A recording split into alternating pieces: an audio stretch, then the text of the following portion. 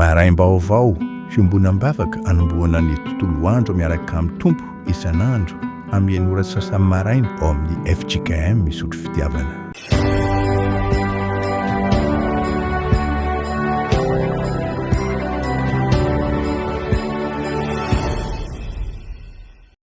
Linatrandriavana ombonantsika amin'ny fampompivavahana tahaka izao ary dia manonona ny famindram-po sy ny fahasoavana avy amin'Andriamanitra ray sy Jesosy Kristy tompontsika. Ndeha hitsangantsika ny salamo fahadimy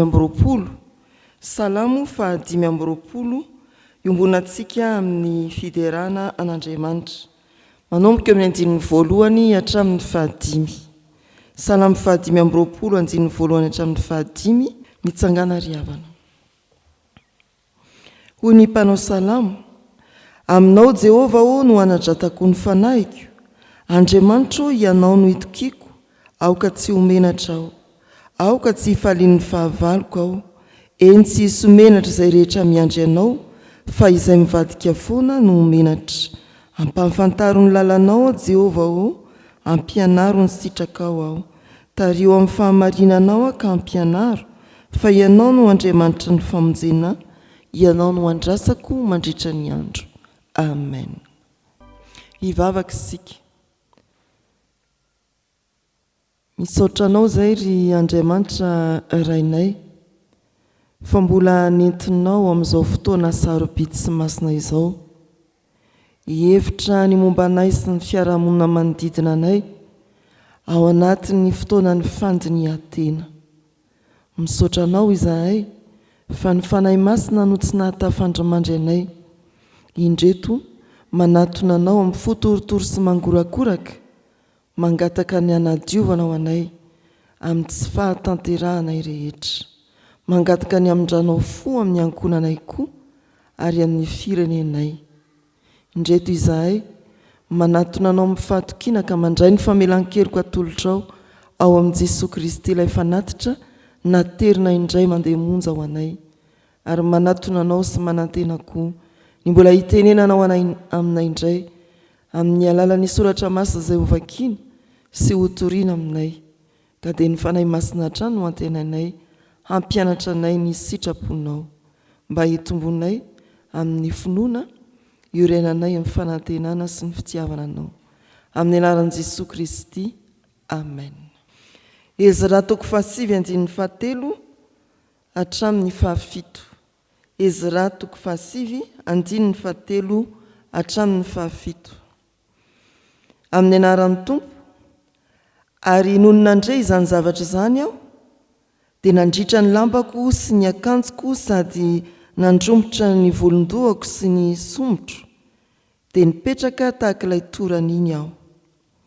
Dia nivory teo amiko izay rehetra hanangovotra no ny tenin'Andriamanitra ny Israely ny amin'ny fahadiso ny olona izay efa niverina avy tamin'ny fahababoana, ary izaho mbola nipetraka tahaka ilay toran'iny ihany hatramin'ny fotoana ny fanatitra riva. Ary no tamin'ny fotoana ny fanatitra riva dia nody ny haiko, ka nitsangana aho sady nandritra ny lambako sy ny akanjoko indray, dia nandohalika nanandratra ny tanako ho amin'ny Jehovah Andriamanitra aho, ka nanao hoe: Andriamanitra, menatra sy mangahiay aho raha manandratra aminao, ry Andriamanitra, fa efa nihamaro mihoatra ny lohanay ny elokay, ary ny fahotanay dia lehibe manakatra ny lanitra. Fa hatramin'ny andro ny razanay ka mandraka androany dia lehibe ny elokay, ary ny elokay no nanolorana anay sy ny mpanjakanay ary ny mpisoronay eo an-tanan'ny mpanjakany tany hafa, ho vonon-tsabatra sy ho babo sy ho voaroba, ary angahiay tahaka ny amin'izao anio izao. Amen. Ray masinao manamasinana amin'ny fahamarinana, ny teninao no fahamarinana. Amen. Ny soratra masina maloanantsika ry havana dia soratra masina izay mitantara ny fiainam-panahin'ny zanak'Israely niaraka tamin'ny Ezra izay mpisorona tamin'izany fotoana izany. Bokin'ny Ezra dia ny amin'ny fiverenan'ny Israely avy amin'ny fahababoan'ny Babilôna, ary Ezra dia mpisorona sady mpahay lalàna ny mampiavaka azy dia izy tia ny tenin'Andriamanitra ary niezaka hatrany amerina ny zanak'Israely ny vahoaka an'Andriamanitra amin'Andriamanitra sy ny fahamasinany. Foto-kevitra lehibe ato amin'ny boky araka izany dia ny hoe fiverenana amin'Andriamanitra sy fanarenana ny ara-panahy. Eto amin'izao teksta manoloana antsika izao, Ezra dia avy nandre ny tsy fahombiazan'ny vahoakan'ny Joda izay niverina avy any am-pahababoana mbola niaroaro tamin'ny firenena jentilisa, ny firenena manodidina, ary tena ny fanambady mihitsy aza tamin'ireny zanaky ny firenena ireny. Nalahelo Ezra satria efa niantran'Andriamanitra ka navoaka mora foana avy amin'ny fahababoan'ny Babilôna, nefa dia tsy miraharaha izany fahasoavana lehibe izany. Eo amin'ny andininy fahatelo sy ny fahaefatra dia milaza ny alahelo ny Ezra zany. Ny andininy fahadimy ny fijoroany ho amin'ny fibebahana ho an'ny mpiray firenena aminy, ary ny fahaenina sy ny fahafito dia ilay endriky ny tonom-bavaka nataony Ezra. Ny fandinihan-tena ry havana avy amin'izao soratra masina izao dia ao anatin'ny fandiniana ny fiarahamonina feno fahotana. Fandinihan-tena ny Ezra eto dia vokatry ny fandrenesana avy amin'ny mpisorona fa ilay taranaka masina dia miosina amin'ny fahotany ny manodidina.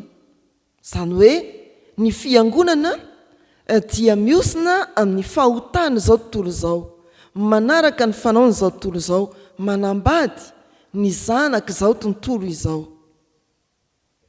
Fiarahamonina mampandiny tena ny tsirairay. Rehefa nahare Ezra hoy ny soratra masina dia taitra very-hevitra nipetraka toy ilay torana iny. Io ireo filazan'ireo dia izany filazana izany dia miverina indroa ato amin'izao teksta izao. Nipetraka toy ny torana iny. Tena hoe tsy avy ny aina.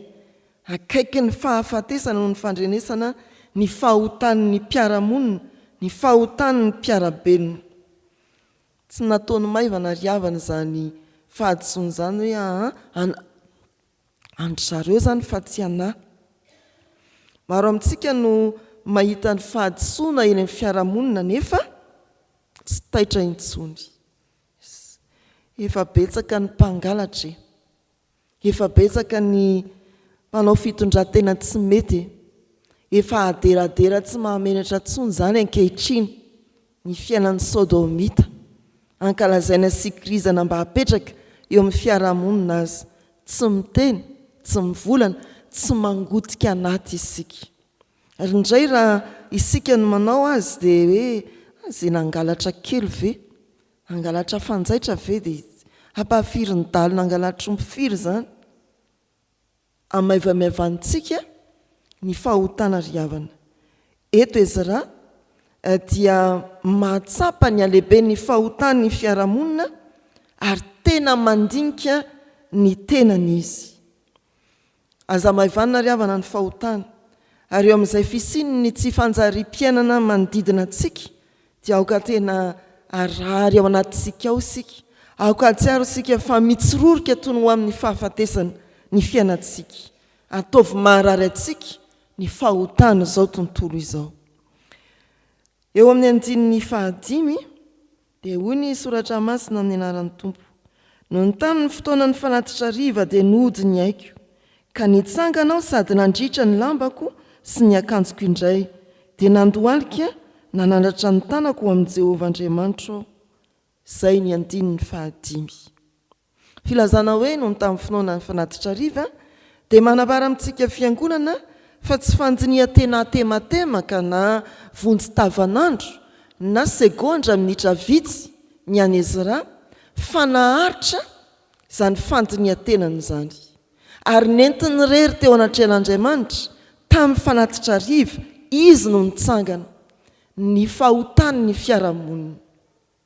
Rehefa mandinika isika fa latsaka lalina anatin'ny fahotany izao tontolo izao, na ny fiarahamonina na sanatria ny ankonana misy antsika dia tsy fandiniana vetivety zany fa fandiniana lalina.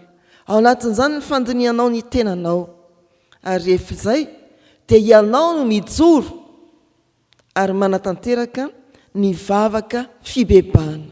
Aza miandry ny hafa tsy hibebaka fa isika mihitsy no aoka hibebaka. Ny hoe fanatitra riva ry havana dia tokotokony amin'ny 3 tolakandro eo eo. Izany hoe raha toraka tian'ny fivavahana kristianina dia manodidina indrindra ny nanaovan'ny tompo ny teny hoe vita. Vita ny famonjena. Rehefa vita ny famonjena dia io manolotra ny fibebahany, mitsangana nandritra ny lambany Ezra. Efa aliko ny zavatra ho avy ity andininy fahadimy ity. Ny fahavitan'ny famonjeny Kristy dia mitaona antsika hijoro hitondra fibebahana marina, vokatra ny fandinian-tena matotra sy naharitra, tsy ho an'ny tenantsika ihany fa ho an'ny manodidina antsika koa.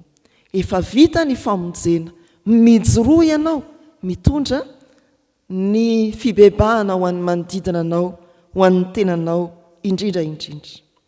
Fa inona ary ilay tononkira mpivavahana na tonom-bavaka fibebahana nataony Ezra eo amin'ny andininy 9 sy 7.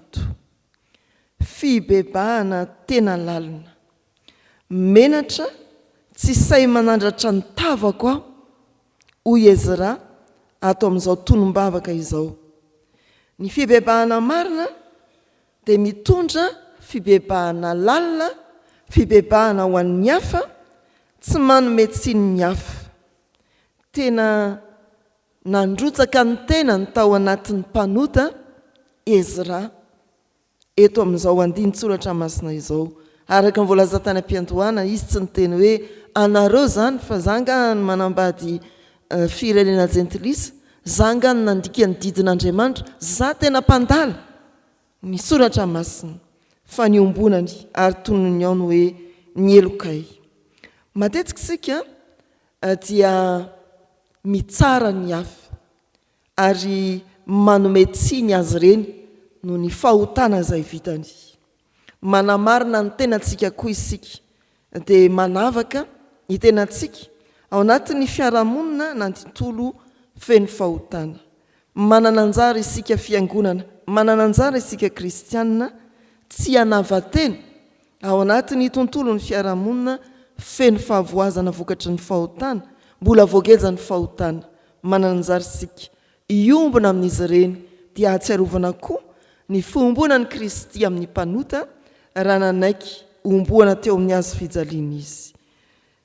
Ravana malala, raha mijery ny Ezra isika dia mahita hoe olona malahelo no ny fahotana Ezra. Isika no antsoina ho toan'i Ezra. Malahelo no ny fahotana manodidina, malahelo no ny fahotana sy ny fahavoazanao. Fa rehefa mijery an'i Kristy koa isika dia mahita ny alahelo no ny fahotana sy ny vahaolana amin'ny fahotana izay nomeny. Ny ranolatsaka teo amin'ny hazo fijaliana, ny fanoloran'ny tenany teo amin'ny hazo fijaliana, tsy nijanona teo amin'ny alahelo no ny otana taoko sy nataonao fotsiny i Jesosy, fa nitondra vahaolana hamafa izany fahotana izany. Nitomany i Jesosy raha niakatra ny Jerosalema impiry moa ny te ambombanareo tahaka nireny akoho amin'ny zanany. Nitondra ny helitsika teo amin'ny hazo fijaliana izy, manokatra lalana iverenantsika amin'Andriamanitra.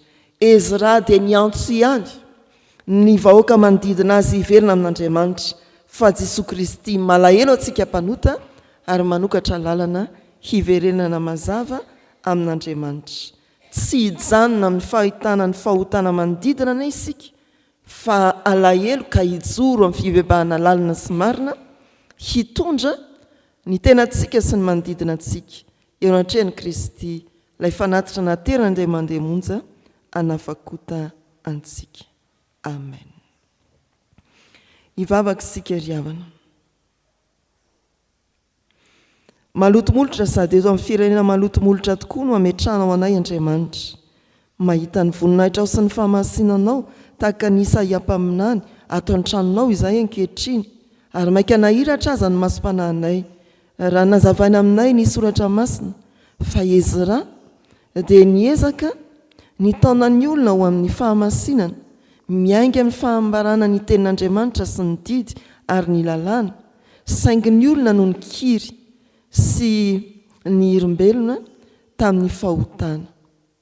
Indrisy Tompo, ny angatahanay dia ny mba hahatonga anay toa ny Ezra, mahafantatra tsara ny tenin'Andriamanitra ary mitondra izany eny amin'ny fiarahamonina mba hanazava ny fiarahamonina feno hoaizin'ny fahotana.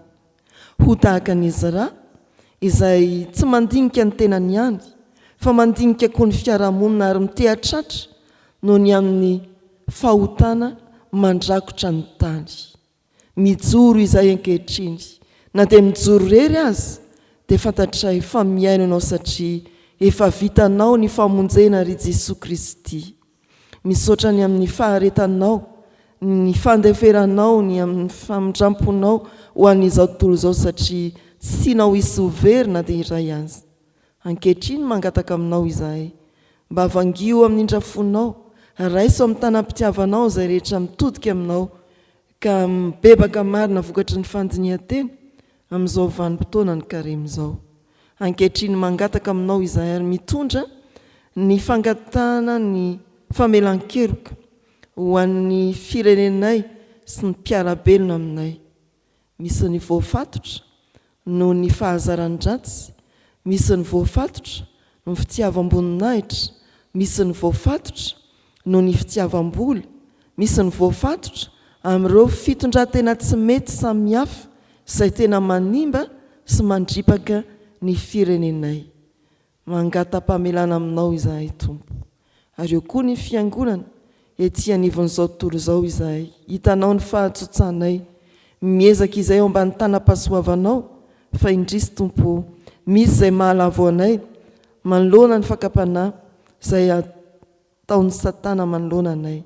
Amin'ireny dia manarena ny fiangonanao, manorena ny fiangonanao, handianany araka ny sitraponao, mba tsy ampitomany tahaka ny Ezra ny fiainan'ny fiangonana fa tena hatarafana kosa ny voninahitrao, ary azakazaka izahay ho amin'ny fahamasinana arak'izay efa niantsona ao anay.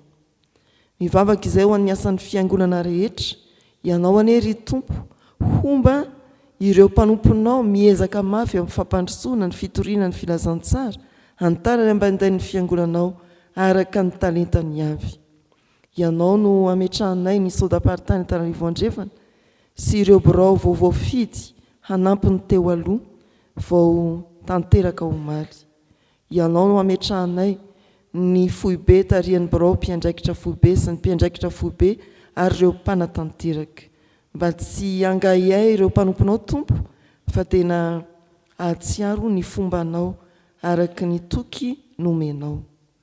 Dia tsarovy Tompo ireo mpikambana ao anatin'ny sampana sekoly alady tarian'ny birao, ireo mpikambana rehetra ao anatin'ny sampana Dorcas tarian'ny birao, ireo mpikambana ao anivon'ny FIPZ sy ny fanompona ireo sampana sy fikambanana voatonona teo, mba ho fanompona ao anatin'ny fandinihan-tena, hirosoana amin'ny tsaratsara kokoa ny fanompona izy ireny. Ary izao izay dia mahatsiaro koa ny ankonanay. Hitanao ny tsy fahatanterah ao anatin'izany ankonana izany, anonona vavaka am-pomangina ny amin'izany indrindra izahay Tompo.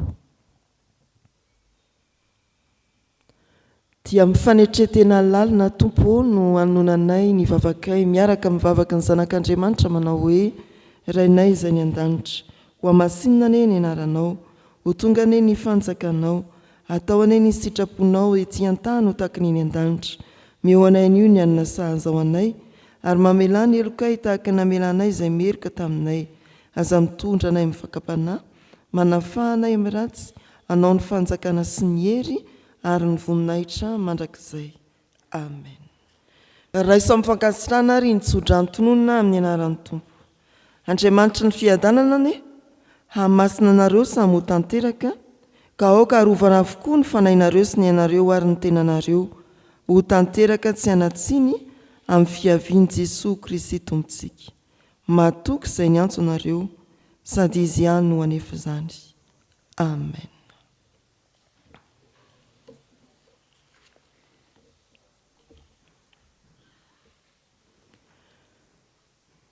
Ho an'Andriamanitra irery anany ny voninahitra, amin'ny anaran'ny Ray sy ny Zanaka ary ny fanahy masina.